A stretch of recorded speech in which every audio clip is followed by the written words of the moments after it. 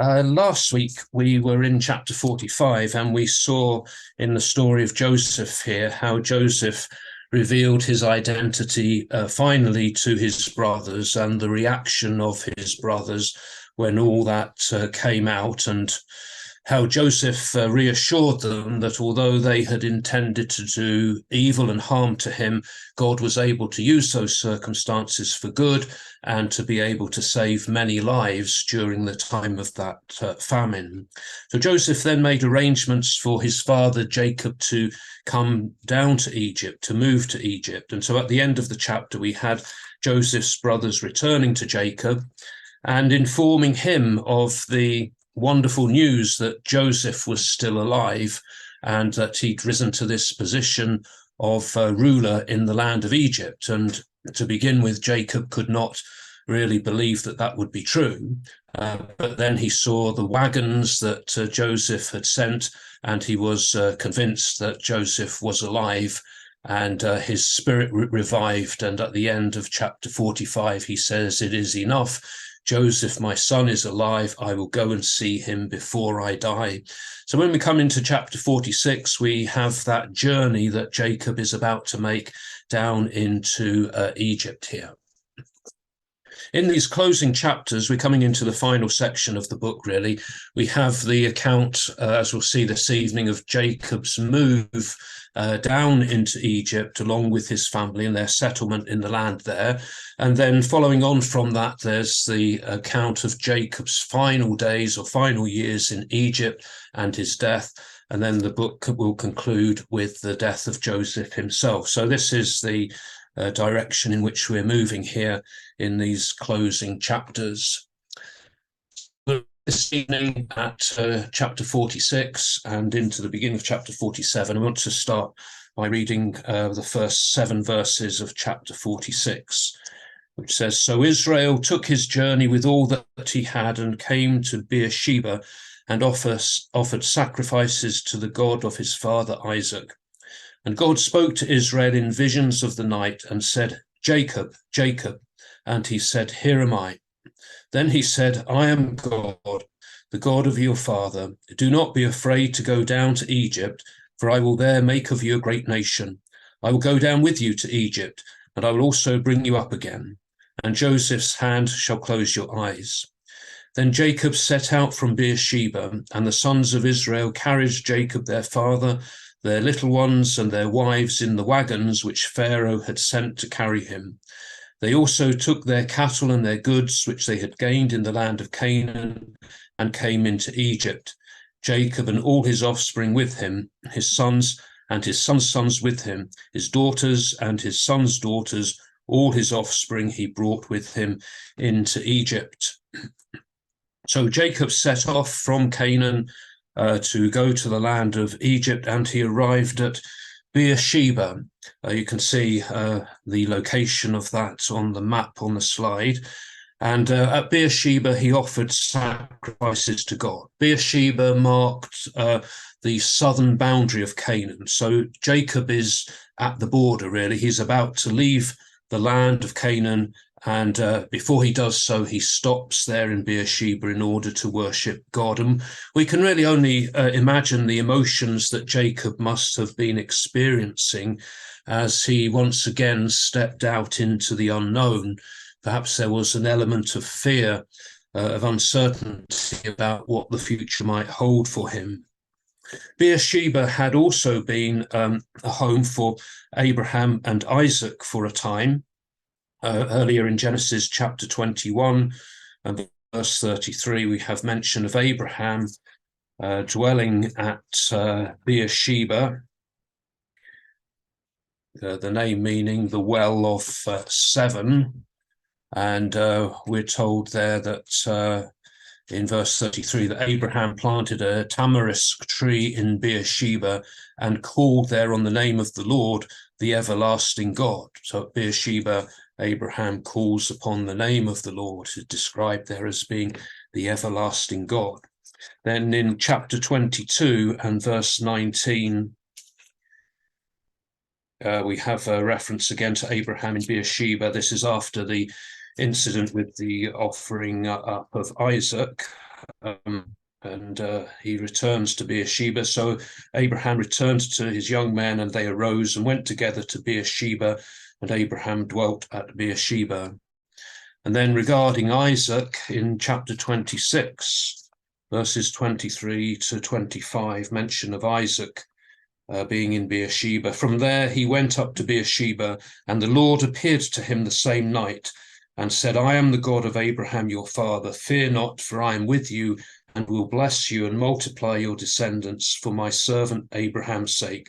So he built an altar there and called upon the name of the Lord, and pitched his tent there, and there Isaac's servants dug a well.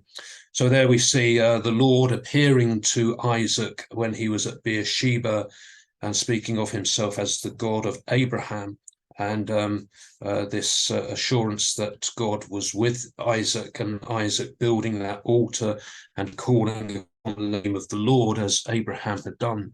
Jacob had also lived in Beersheba before he left for Haran in chapter 28 and verse 10. This is after the incident with Esau, and Jacob is sent away to look for a wife. And verse 10 says, Jacob left Beersheba and went toward Haran. So now he's coming back to this area, back to Beersheba. And during the night, then God called to Jacob, repeating his name twice, Jacob, Jacob, and Jacob responding, here am I. A willingness to listen to God. And then God spoke to him through visions in which he told Jacob not to be afraid to go down to Egypt. So that would suggest that there was some fear there for Jacob. God identified himself here as God, the God of your father. And God promised that in Egypt he would make of him a great nation. This was the promise that God had originally made to Abraham to transform his descendants into that great nation, and that would be fulfilled now down there in Egypt. This first promise was made as early as Genesis chapter 12 and verse 2, where God spoke to him as Abram, as he was known then, I will make of you a great nation, and I will bless you and make your name great, so that you will be a blessing. So that promise is in the process of being fulfilled now as Jacob continues this journey down to Egypt. It will be find its fulfillment there. God promises that he would be with Jacob, that Jacob will see Joseph again, and he would bring him up again. And at his own death, Joseph would close his eyes. God's promise here to bring you up again may perhaps refer to his body being taken up again and returned to the land of Canaan for burial, or it may be a reference to the bringing up of the nation, that he would bring up Jacob's descendants to make of them that great nation. And so with these words presented to Jacob by God through these visions, this would give him assurance and would sustain him for that journey that he's about to make. And so Jacob then continued on his journey, and the wagons which Pharaoh had sent were used to carry Jacob and the young children and the wives. And they were traveling with their cattle and with all of their possessions that they had acquired in Canaan. So it's a big group of people who are on the move here. And then they finally arrive there in Egypt. In verses 8 to 27, now we are given a list of names. It's the family tree of Jacob's family here. And the importance of this emigration to Egypt is marked by the record of the family here, of those who went on this journey. And the names of Jacob's sons and their children are listed here, and they are grouped according to their mothers. And we noticed this in an earlier listing of the names as well, not in birth order, but according to the mothers of the children here. Some of these people whose names are mentioned here would have probably been born in Egypt, so it's not that they're all in this one big group that are going down. In the list, we'll notice that Benjamin has 10 children, and it seems unlikely that Benjamin, being the youngest, would have had 10 children, and surely some of them must have been born in Egypt. So it's not to be regarded in that sense as a full itinerary of all of those who made that journey, but it's an indication of many who would have done. So in verses 8 to 15, we have, first of all, Leah's sons and their children are listed. And the number here, the total number, is given as 33. The verse 8 introduces the list. Now, these are the names of the descendants of Israel who came into Egypt, Jacob and his sons. And then we go into the names there. Sometimes there's a little note added to concerning some of them, such as in verse 10 there. There's Shaul, who is described as the son of a Canaanitish woman. So sometimes we're given a little insight, but it's mainly just a list of these names. And then in verses 16 to 18, we have the sons of Leah's maid Zilpah and their children, and they numbered 16. In verses 19 to 22, we have Rachel's sons, who, of course, Joseph and Benjamin, and their children, and they are numbered as 14 there. We should perhaps observe in verse 12, the sons of Judah mentioned there, Onan, Shelah, Perez, and Zerah, and the note that and Onan died in the land of Canaan. And you might perhaps recall the story of chapter 38, with the death of those two sons, and the incident concerning Judah and his daughter-in-law Tamar. And as a result of that, the children Perez and Zerah were born out of that. So that's a note on there as well. And then verse 19 there mentions Rachel and Joseph and Benjamin. And to Joseph in the land of Egypt were born Manasseh and Ephraim, whom Asenath, the daughter of Potipharah, the priest of On, bore to him. And that's been noted in an earlier chapter as well. And then the sons of Benjamin listed there, and there's a list of 10 names there for Benjamin's sons. And then in verses 23 to 25, we have the sons of Rachel's maid Bilhah, and they numbered 7. So the total number of Jacob's family who came into Egypt is given here as 70. Well, verse 26 says, all the persons belonging to Jacob who came into Egypt, who were his own offspring, not including Jacob's sons' wives, were 66 persons in all. To that 66, that doesn't include Jacob himself, or Joseph, or Joseph's 2 sons who were in Egypt. And verse 27 says, and the sons of Joseph who were born to him in Egypt were 2.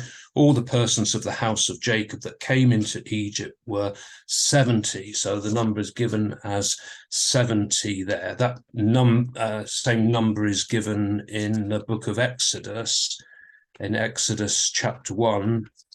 So how the book of Exodus opens, that these are the names of the sons of Israel who came to Egypt with Jacob, each with his household. And then we have the list of the names. And verse 5 says, all the offspring of Jacob were 70 persons. Joseph was already in Egypt. And in Deuteronomy chapter 10 and verse 22, Deuteronomy 10 verse 22, when Moses is speaking to the people of Israel here and reminding them of their earlier history. Your fathers went down to Egypt, 70 persons, and now the Lord your God has made you as the stars of heaven for multitude. So what started out as 70 people, grown by that time into a multitude of people. But we may also note that in the book of Acts, in Acts chapter 7 and verse 14, which is Stephen's speech before the Jewish authorities, before he was stoned to death, when he is recalling Israel's history, he mentions a figure of 75 going down. verse 13, he says, at the second visit, Joseph made himself known to his brothers, and Joseph's family became known to Pharaoh. And Joseph sent and called to him Jacob, his father, and all his kindred, 75 souls. So there's a little difference there of 5, Stephen mentioning 5. And that can be explained by the Septuagint version. The Septuagint is the Greek translation of the Hebrew text. And in that version, the Greek version of Exodus chapter 1, verse 5, it gives the number there who went down as being 75. And also the Septuagint version of Genesis chapter 46 and verse 20 also includes the names of Joseph's grandsons and great-grandson, which is 5 extra as well. So that would bring the number to 5. So perhaps Stephen was more familiar with the Greek text rather than the Hebrew text, and perhaps that's why in Acts 7 verse 14 in his speech there he mentioned 75 people going down. But we notice also here that in verse 26 that we're told that the number did not include Jacob's sons' wives. They're not included in this number of 70 either. And also they would be traveling with many servants as well. So 70 is perhaps 7 being regarded as a perfect number. So it may be that 70 is used as this sort of figurative, idealized number of 70 people going down there into Egypt. But the exact number, the precise number who went, well, we don't really know exactly what that would have been. So that's those verses provide us with that information there of those who were making that journey. To verses 8 to 28 to 34 here now. And we'll just read this. He sent Judah before him to Joseph to appear before him in Goshen, and they came into the land of Goshen. Then Joseph made ready his chariot and went up to meet Israel, his father, in Goshen, and he presented himself to him and fell on his neck and wept on his neck a good while. Israel said to Joseph, now let me die, since I have seen your face and know that you are still alive. Joseph said to his brothers and to his father's household, I will go and tell Pharaoh and will say to him, my brothers and my father's household, who were in the land of Canaan, have come to me, and the men are shepherds, for they have been keepers of cattle, and they have brought their flocks and their herds and all that they have.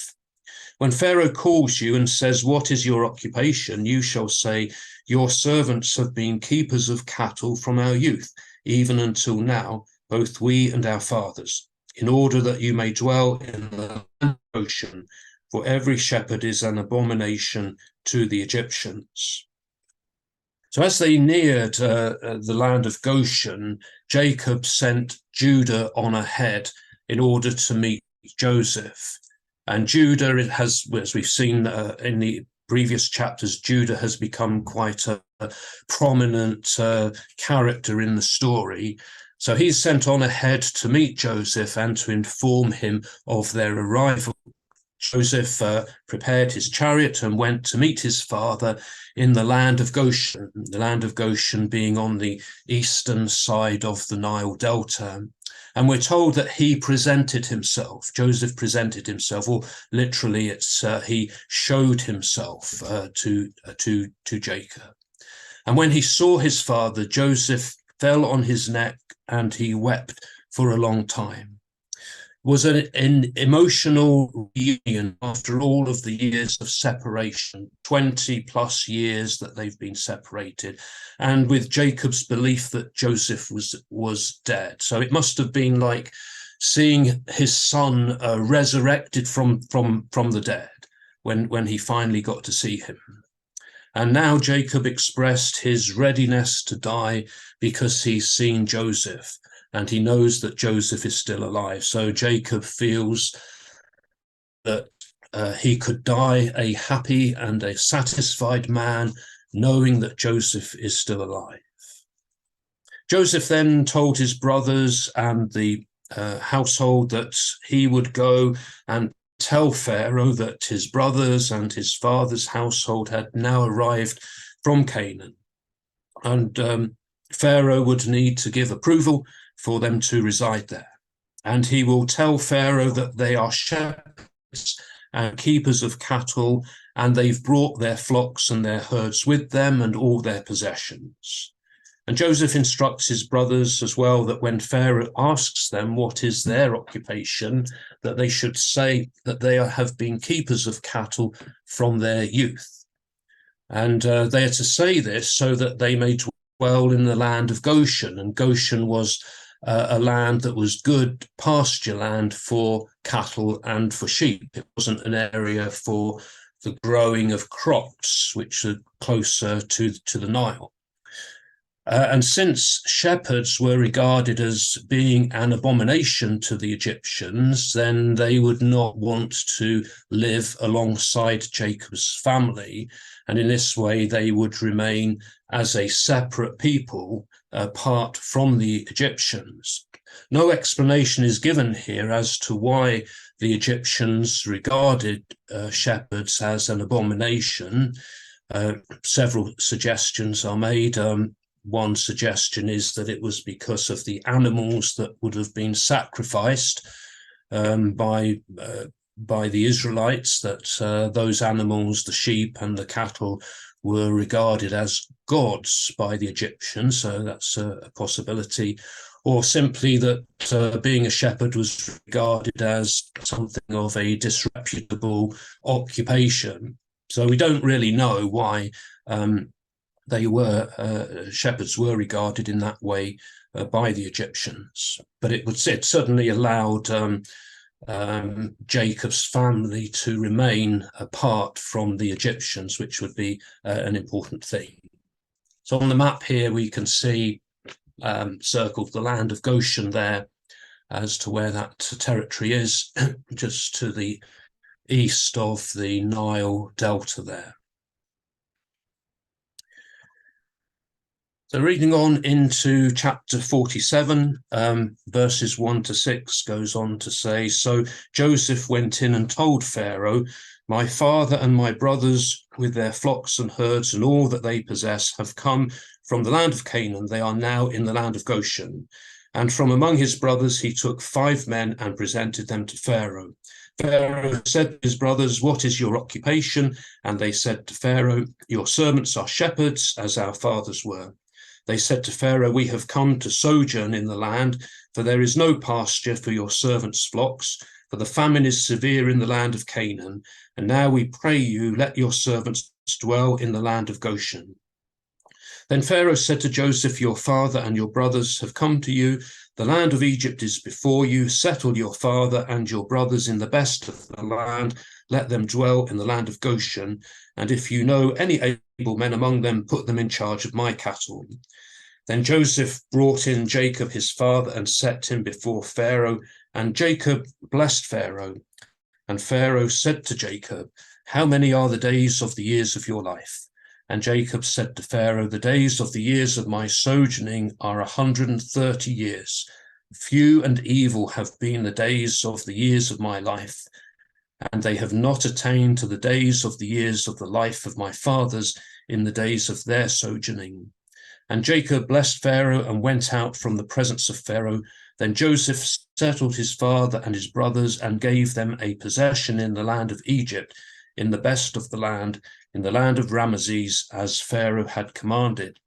And Joseph provided his father, his brothers, and all his father's household with food according to the number of their dependents."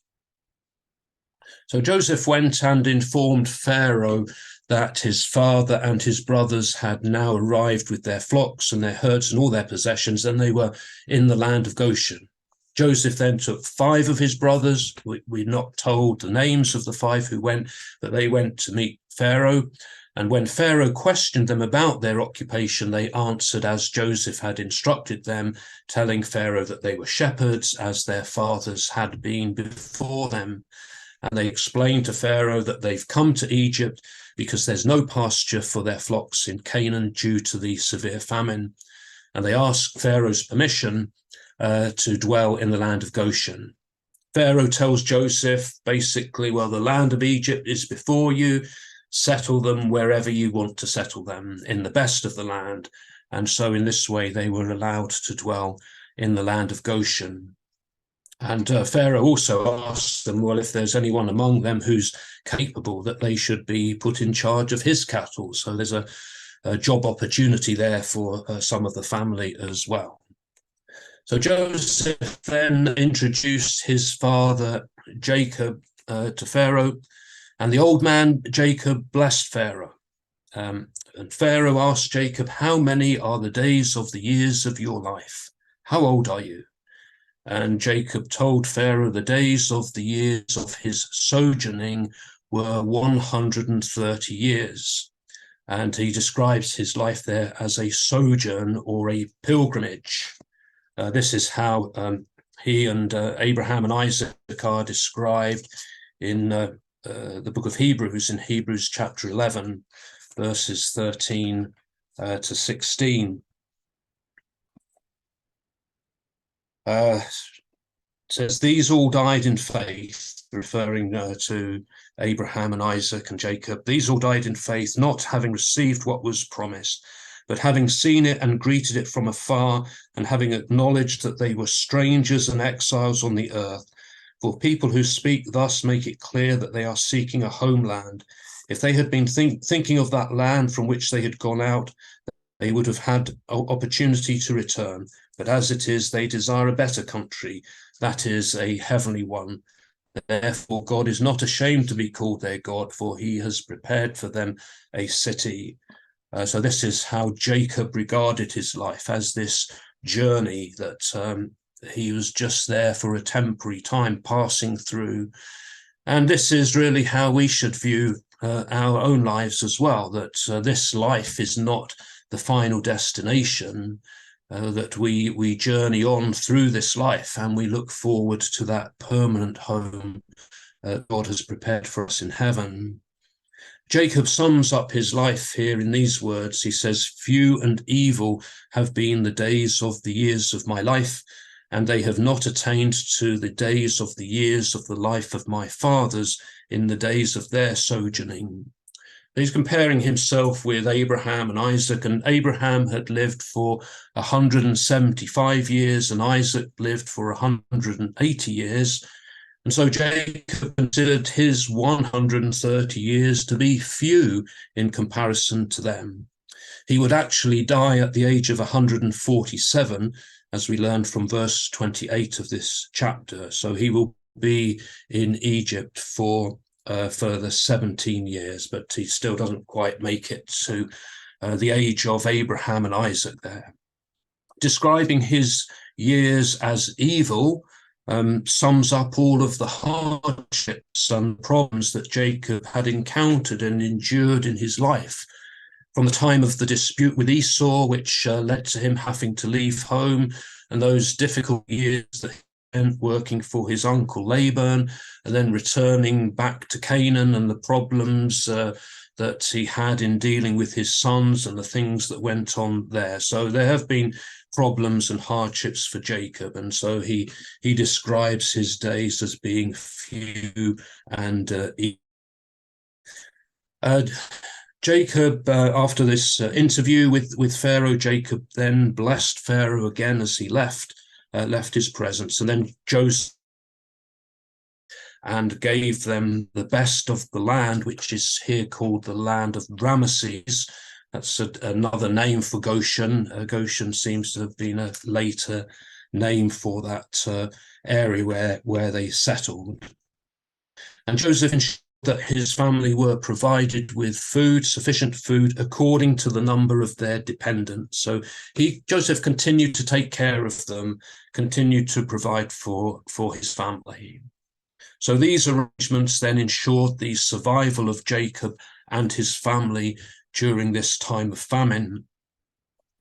Perhaps they would have thought that their stay in Egypt would just be a temporary arrangement, and then once the famine was over, they could perhaps go back to Canaan. But that would not be the case, and they would stay there for several hundred years. And this was all part of God's plan and purpose to make them into this great nation. And this was indeed what Abraham had been told by God would happen, that they would go into a land for a number of years before coming out. This is in Genesis 15, verses 13 to 16, which says, "Then the Lord said to Abram, know of a surety that your descendants will be sojourners in a land that is not theirs, and will be slaves there, and they will be oppressed for 400 years. But I will bring judgment on the nation which they serve, and afterward they shall come out with great possessions. As for yourself, you shall go to your fathers in peace. You shall be buried in a good old age, and they shall come back here in the 4th generation, for the iniquity of the Amorites is not yet complete." So God telling Abram there what will happen, that his descendants would be sojourners in a land that is not theirs. Egypt isn't named, but we from the letters we see that Egypt is the fulfillment of that, where when you go into the book of Exodus, we see that they become enslaved there before finally God bringing them out of that land and back to Canaan, back to the land that he had promised them. Psalm 105, verses 23 and 24, gives us a little summary of this period. This is one of the historical psalms which recalls a lot of the history of Israel here. And verse 23 is this period. "Then Israel came to Egypt. Jacob sojourned in the land of Ham, and the Lord made his people very fruitful and made them stronger than their foes." A little summary there of what would happen, that the Lord made his people very fruitful and made them stronger than their foes. So thinking about what we've looked at this evening, a few questions perhaps to reflect upon. What assurance did God give to Jacob about his move to Egypt? Why was it important for Israel to dwell apart from the Egyptians? Why did they not want to intermingle with them? Why did they want to keep separate? And how is life like a journey or a sojourn, a journey that we are on ourselves?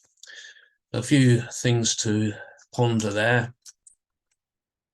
And we will stop. And if anyone has any